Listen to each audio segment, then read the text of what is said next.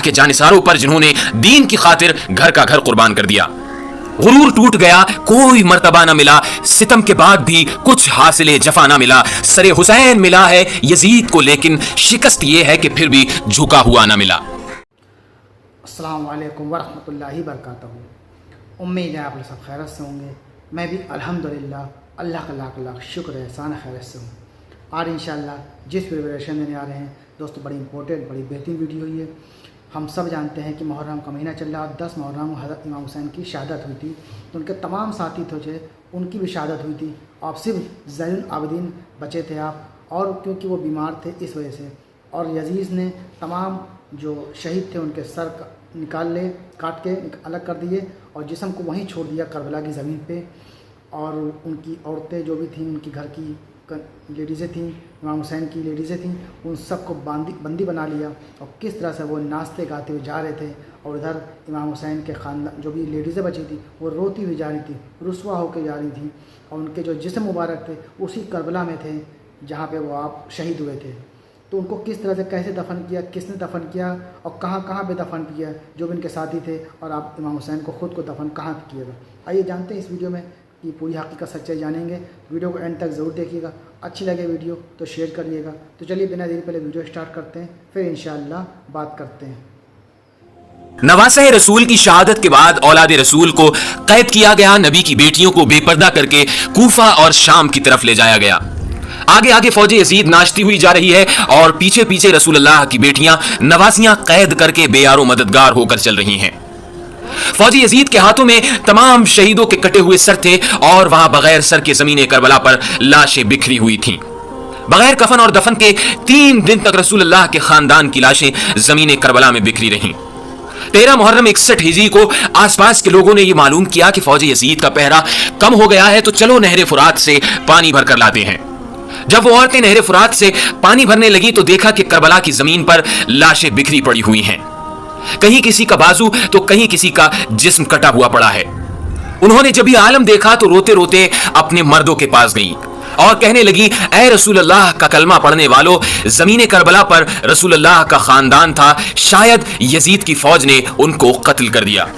उनकी लाशें बिखरी हुई हैं, उनके खेमे जले हुए हैं, आओ उन शहीदों की तदफीन करते हैं। उन मर्दों ने कहा, पागल हो गई हो क्या? उनको यजीद ने कत्ल किया है, अगर हम उनकी तदफीन करेंगे तो कहीं ऐसा ना हो कि यजीद हमारा भी दुश्मन बन जाए, इसीलिए उन्हें वहीं छोड़ दो, कोई ना कोई आएगा और तदफीन कर देगा। उन औरतों ने कहा, ताज्जुब है कि तुम अपने आप को मुसलमान कहलाते हो, रसूलुल्लाह का कलमा पढ़ते हो और उनके नवासों और बेटों के लिए ऐसी सोच रखते हो। क्या तुम्हें याद नहीं कि रसूलुल्लाह सल्लल्लाहु अलैहि वसल्लम ने क्या कहा था कि मैं अजर रिसालत कुछ नहीं मांगता सिवाय इसके कि तुम मेरी आल से मोहब्बत करो। अगर तुम नहीं जाते तो मत जाओ, हम जाएंगे रसूलुल्लाह के नवासे की तदफीन करने। बात जब यहां तक पहुंची तो उन मर्दों में से कुछ की गैरत जाग गई और वो उन औरतों के साथ जमीन करबला पहुंचे और देखा कि वो सब करबला की जमीन में बिखरे हुए पड़े हैं। वो सोचने लगे कि किस तरीके से तदफीन की जाए। उन्होंने सोचा कि एक बड़ा सा गड्ढा खोदते हैं और सभी के जिस्म मुबारक को उसमें दफन कर देते हैं। वो गड्ढा खोद ही रहे थे कि इतने में एक शख्स घोड़े पर सवार होकर आता है। उन्होंने समझा कि शायद ये कोई सिपाही है और वो लोग पूछने लगे कि कौन हो तुम? वो घुड़सवार रोकर कहने लगा कि मैं रसूलुल्लाह के नवासे का शहजादा इमाम ज़ैनुल आबिदीन हूं। उस जवान को देखकर उन सब की आंखों से आंसू निकल पड़े और उसके बाद हजरत इमाम ज़ैनुल आबिदीन रज़ी अल्लाह तआला अन्हु ने जमीन करबला से सभी के जिस्म मुबारक को पहचानना शुरू कर दिया। कहीं से इमाम हुसैन रज़ी अल्लाह तआला अन्हु की उंगली मिलती है, कहीं से इमाम हुसैन के जिस्म का कुछ हिस्सा मिलता है, कहीं से पांव मिलते हैं। इमाम ज़ैनुल आबिदीन रज़ी अल्लाह तआला अन्हु इमाम हुसैन के जिस्म मुबारक के टुकड़ों को जमा करते हैं और एक जगह जमीन को थोड़ा सा खोदते हैं तो वहां पहले से ही कब्र बनी हुई होती है। तो इमाम हुसैन को उस कब्र में तदफीन कर देते हैं और भाई अली अकबर नन्हे अली असगर को भी तदफीन कर देते हैं और एक कब्र बना देते हैं। और वहां जिन लोगों ने गड्ढा खोदा था वहां दूसरी लाशों को तदफीन कर देते हैं और इस जगह को आज भी गंजे शहीद कहा जाता है, जहां सबके जिस्म मुबारक एक साथ दफन है।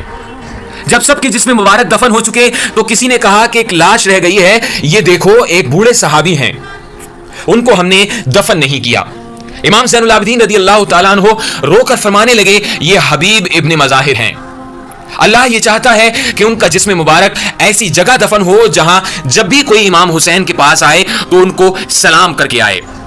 پھر آپ نے حضرت حبیب کو بھی دفن کر دیا۔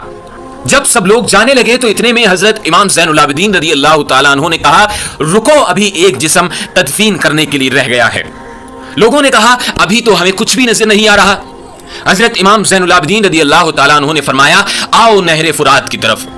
لوگ جیسے ہی نہر فرات کی طرف جانے لگے تو وہاں ایک بازو نظر آیا، اور تھوڑا آگے بڑھے تو دوسرا بازو نظر آیا، اور تھوڑا آگے بڑھے کہ حضرت عباس علمبردار رضی اللہ تعالیٰ عنہ کا جسم مبارک ان لوگوں کو نظر آتا ہے۔ پھر حضرت امام زین العابدین رضی اللہ تعالیٰ عنہ نے حضرت عباس علمبردار کو اسی جگہ پر دفن کر دیا جہاں وہ گھوڑے کی زین سے زمین پر آئے تھے۔ آج بھی قبر عباس اور قبر حسین ایک دوسرے کے سامنے موجود ہیں۔ سلام ہو رسول اللہ کے نواسوں پر، سلام ہو رسول اللہ کے فرزندوں پر، سلام ہو رسول اللہ کے جانثاروں پر جنہوں نے دین کی خاطر گھر کا گھر قربان کر دیا۔ غرور ٹوٹ گیا، کوئی مرتبہ نہ ملا، ستم کے بعد بھی کچھ حاصل جفا نہ ملا۔ سر حسین ملا ہے یزید کو، لیکن شکست یہ ہے کہ پھر بھی جھکا ہوا نہ ملا۔ تو دوستوں، یہ تھا ہمارا ایکشن جو آپ نے دیکھا کس طرح سے نواسہ رسول کو شہید کیا اور آپ کے جسم مبارک کو وہیں چھوڑ دیا۔